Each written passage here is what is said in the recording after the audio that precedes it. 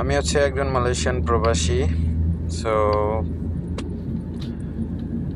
Malaysia আসছি আসলে এই জীবনের তাগিদে, একটু সচ্ছলতা কাটানোর জন্য।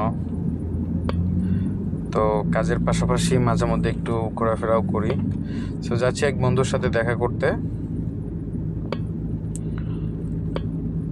তো ভাবলাম ঠিক আছে, কিছু ফুটেজ ধারণ করি। যত সুন্দর জায়গা আর সুন্দর রাস্তা। এটা হচ্ছে মালয়েশিয়ার গ্রামের একটা রাস্তা, খুবই সুন্দর, ভালো।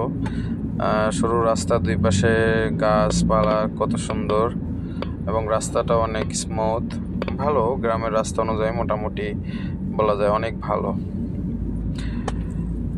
তো মালয়েশিয়া আছি আমি, বেশ কিছু বছর যাবত আছি মালয়েশিয়া। সো মালয়েশিয়ার কিছু অভিজ্ঞতা শেয়ার করি। মালয়েশিয়া অনেক সুন্দর দেশ, অনেক সুন্দর দেশ নিঃসন্দেহে, কিন্তু এই দেশের মানুষ অতটা সুন্দর না, ঠিক আছে।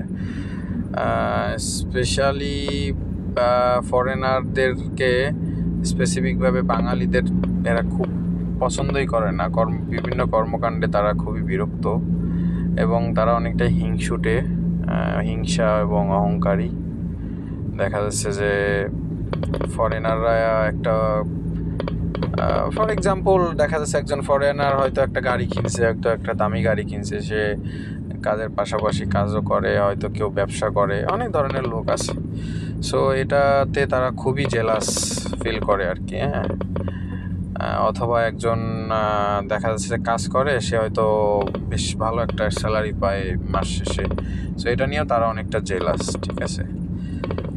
তো যাই হোক, আসলে কেয়ার করা, আমরা তো আসছি জীবনের প্রয়োজনে অথবা জীবনের তাগিদে একটু ভালো থাকার আশায়।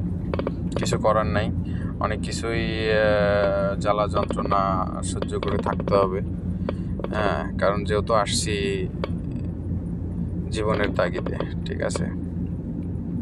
তো যাই হোক, যে যেখানেই থাকেন ভালো থাকেন, আর যে যে উদ্দেশ্য নিয়ে আসছেন এই বিদেশের মাটিতে, প্রবাসের মাটিতে, সো সবার উদ্দেশ্য অথবা আকাঙ্ক্ষা